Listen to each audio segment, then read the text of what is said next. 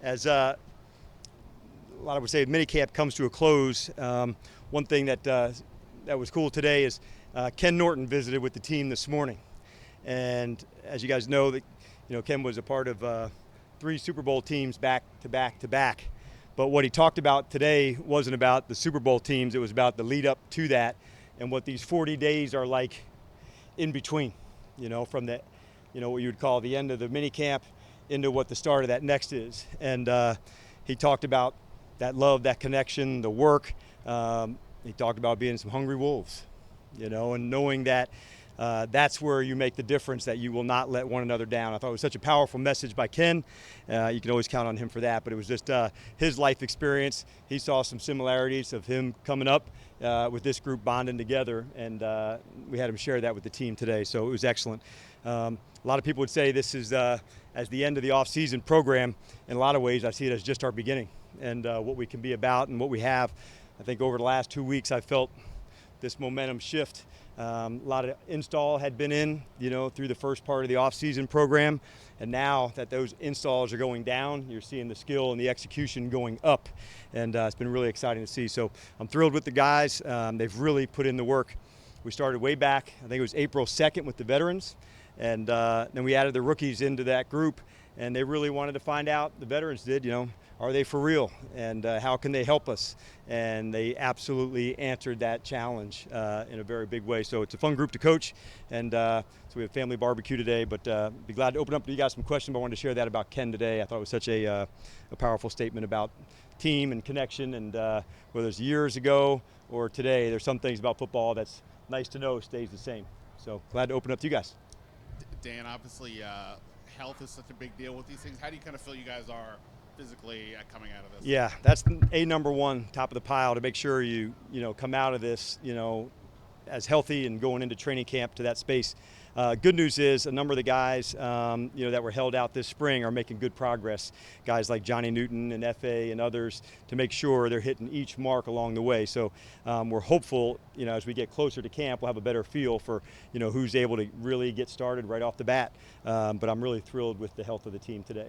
And with the notion of the installs in and the execution going up, like just for Jayden, how have you kind of seen him progress this week in light of Yeah, he's if you've been around the building or asked anybody in the building, one of the things that I love about him, he's got this demeanor about the execution, about the confidence. He's got a swagger to him. He really has a very firm handle on the things that we're doing, but he also has the humility of a young player.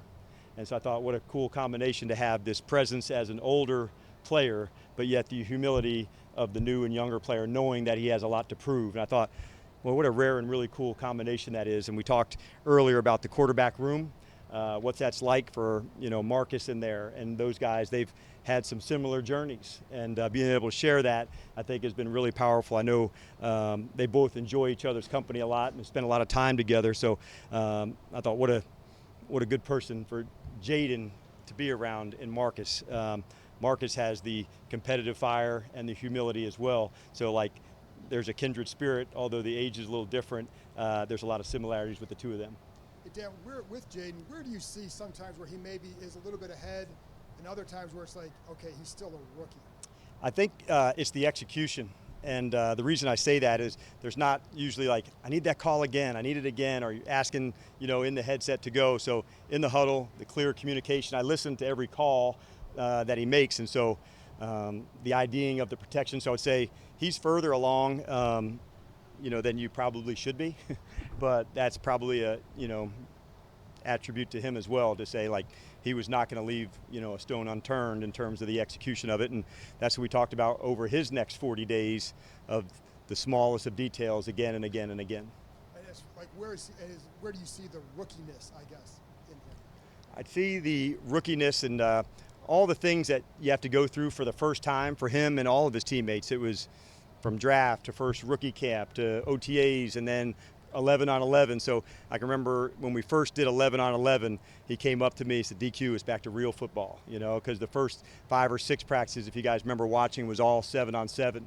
So maybe the excitement is where I see the rookiness, the urgency, the energy that goes along with that.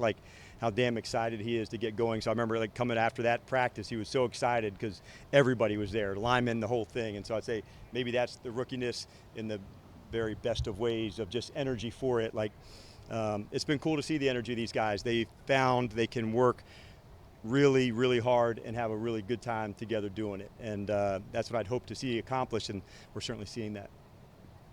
Dan, how far back does your relationship with Ken go to, and why was it important to bring somebody in even for off season and talk to them? Yeah, I love Ken Norton. I really do. And our relationship goes back to 2010. And so we got connected at the Seattle Seahawks. So 2009. And I'd been a defensive line coach. He was the linebacker coach. I left after that season and come back to Seattle 2 years later, and to have him, right alongside of me as the defensive coordinator, it was really impactful for me. He has such a unique approach, and like if you were a linebacker coming up, this is the type of man that you'd want to be around on a regular basis, because he connects the football, the person, the soul, everything that it goes into it, and in a very cool way, his way of paying it forward to the next group of guys. So pretty cool for a guy like Jordan McGee to feel this energy of what it could be, and he's soaking up every bit of it. Dan, Jayden told us that he gets in the building about 5:45. Nick made the joke that he gets here earlier than him. He doesn't know how. But he also said that Luke McCaffrey is the other person that's here at 5:45. Just in your years of football experience, what does that signal both to you as a coach, to your staff, and then to other players, like when they're seeing this, so they know that that's what's happening from their youngest players? Yeah, you just see it, and it may come in different ways. I can remember years ago in Seattle, leaving on a Friday afternoon after preparation was done. Might have been like a 5:30, and the team might have been done at, let's call it 1 o'clock. And I heard some music coming from a meeting room, and in there watching was Earl Thomas. He was by himself, but he wanted to go through it again and again and again.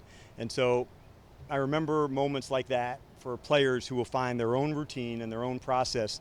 Sometimes the early morning time is the best. There's no distractions. There's nothing else that other than just that time to go. So I think it's really important for every player to find that process, to say what works for me. So we were talking about like Jordan McGee earlier. We're not saying you have to use Bobby Wagner's process, but you have to recognize what his is and make that true for you. And I think Zach Ertz and Bobby have embodied that for a lot of the players here, to say, okay, I see what that consistency looks like off days, on days, early mornings, late nights. So that's what it says to me. He's finding that routine that works for him. And fortunately, he took that step at LSU as well, to come in early, find extra time, and knowing that has worked for him, it's happening again. Over the course of your career, you've worked with Russell Wilson and obviously the Matt Ryans of the world, so you've had a chance to see their process as well too. How does it precipitate on the field? Like what levels of trust, like how much the players are willing to go the extra yard for those players? Just where do you see all that stuff kind of? Yeah, I was super fortunate from the last, 10 or 15 years, from Russell to Matt to Dak.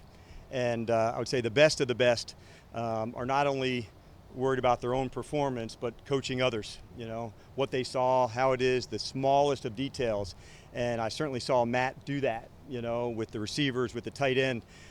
He had his own language that he did. It was probably a little more colorful than Russell's or Dak's. Well, maybe not Dak's, but certainly more than Russ's. But my point is, they were both authentic to like helping others. And sometimes as the quarterback, you got to be able to help a formation, get to a protection, and it's such a unique spot. And Jayden has that coolness about him that people want to be next to him, because he's going to deliver the right information to the people. You're welcome. Early on in camp, Marcus Mariota was taking most of the reps with the ones. As we've gotten a little further in minicamp, it seems Jayden is taking over. In your mind, is Jayden the starter, and do you expect as we get to training camp that he'll get most of the work with the ones? Well, in true competition, that's why we set it up as we did, to have Marcus have some and Jayden to have some. So no great declarations other than like being true to who we are. As competitors, there's no doubt that Jayden's making unbelievable progress here, and we'll have a really fun camp. But he's earned that opportunity to go compete. We wouldn't have given him those spaces and those times and those reps if he hadn't. But it was really clear that he's put in the work and he was ready to do that. So it was by intention for sure that he was able to do that. And Coach, part of that competition, we're seeing you guys roll out a lot of different combinations of linemen. Yep. How deep into the calendar are you comfortable right now until you make that decision on who your starting five will be? Yeah, I don't have a calendar date set, that I've circled. It has to be by this time.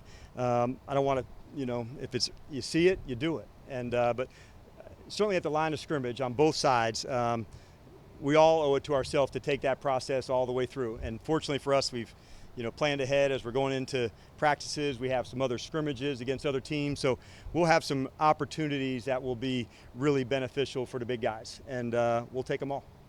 And then can you talk about quarterback Sam Hartman, kind of what has stood out from him to you so far? Yes, and I thought Sam, we had just a good visit with this morning about the things that he's going to work on, heading into it.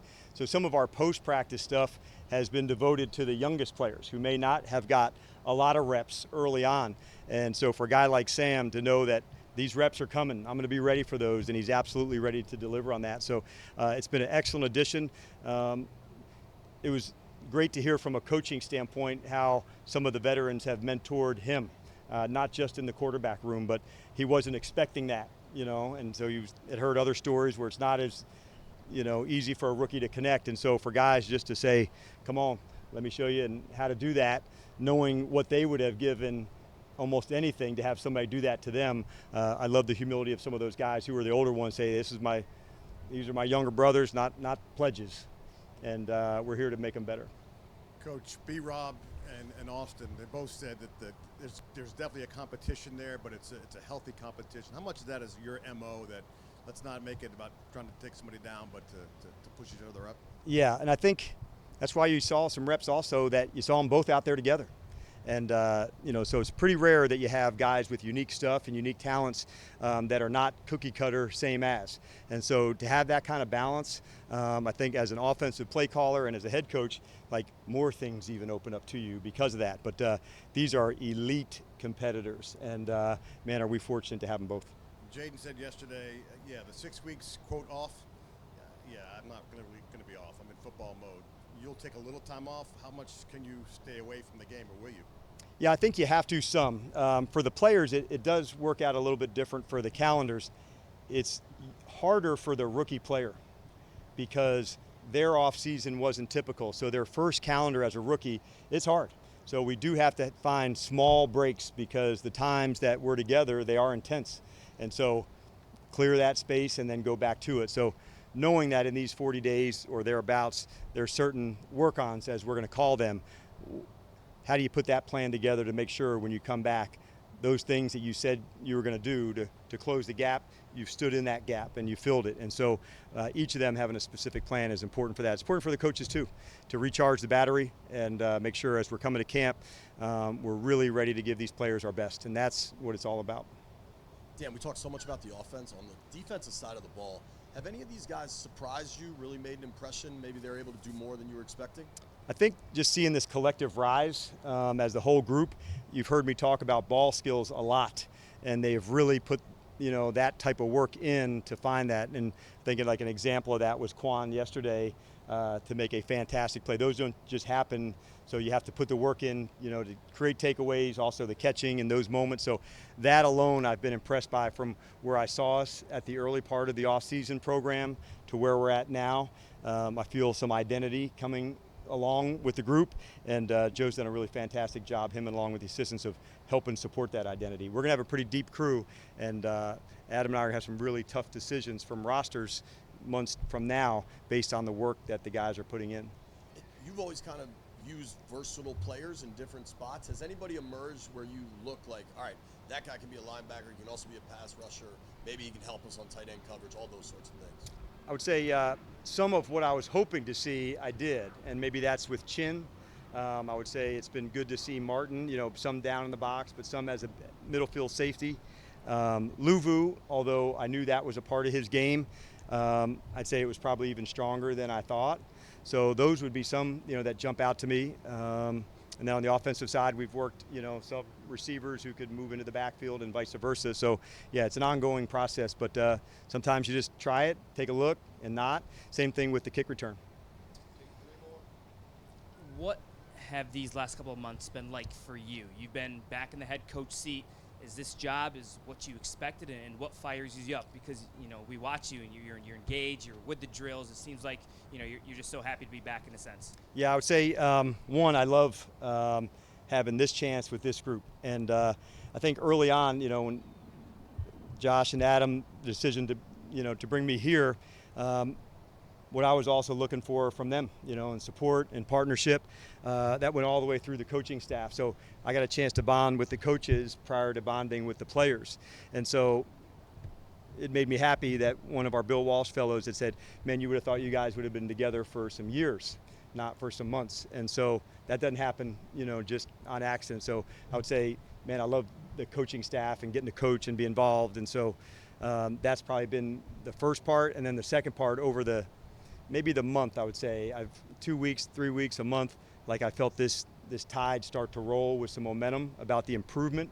And I felt like that's why it might be the end of minicamp, man. Like I feel like our foundation is starting. And so like we're about to go for it in a very big way, and it's cool to see the shift take place. So the players go away for 6 weeks, rest, recharge. Man, you guys are getting the vacation longer. Sure, it's right. 6 weeks? I wish 6 months, right? Shit. What was your message to the guys as they break camp and kind of go to their respective destinations? Yeah, I think first off, protecting the team. Like they're away from this environment where we're together just as often as we could be. So there'll be some times on their own in different places. And so we've all, read or heard stories in an off season that, trouble can be found. And so I just wanted to remember, like, we have one big rule, protecting the team, and that applies to 24/7, whether you're here or elsewhere. So that was number one. And then doing your part to make sure that when you do come back, you can be counted on. And so that was probably the big message, and that's why I thought it was so important with Ken of his time to say, like, man, protect this time. Like, you're really putting it in, and other people want what you have. Like, keep going for it. I want to go back to Quan. The catch, you mentioned just his performance in this minicamp. How much did you know about him coming out of Illinois? Quite a bit. Okay. Yeah, quite a bit, because we worked at him, at him and some of his teammates from Illinois hard in the process. I thought he was just a really good tackler. And so at safety, there's probably even more communication that takes place from last year. He was featured a lot playing nickel. And so for a guy that can do both of those, that's a really big push. But man, I'm really excited about what he is, what he can be. And I just feel like he's one of those people. I'm feeling this momentum take place for him to ride this big wave in, because he's just gaining confidence in this new system, and that's really important to do that this time of year. So then the month of training camp, that he's really ready to apply it. And with the kickoff rule, Larry Izzo was saying how much he's been thinking about it, obsessed with it. I know there's still a lot of experimentation, but do you guys feel like you have a firmer grasp of it and what you want to do there? I'd say much stronger than months ago when it was first introduced. Landing zones, touchbacks, what types of kicks, what types of returns. So the preseason will be big too. We have a couple of practices, so we'll get not only in the preseason games, but some practices. And what we've done here over the last couple of days, we just split the team into two groups. You were kickoff one day, the next day you were kickoff return, and just tested different ways and different things. So it was also nice to have the officials here, because where do they stand? How do they officiate it? So two-part, us to get reps, but I also wanted to provide an opportunity for the officials who are here. This is their first take, and you don't want anything first to be in a game. All right, thanks, Coach. All right, you guys have a great summer, and we'll see you when you get back. Enjoy your 8 weeks long. Yeah, you guys are a hell of a deal. I'm going to come back to you guys.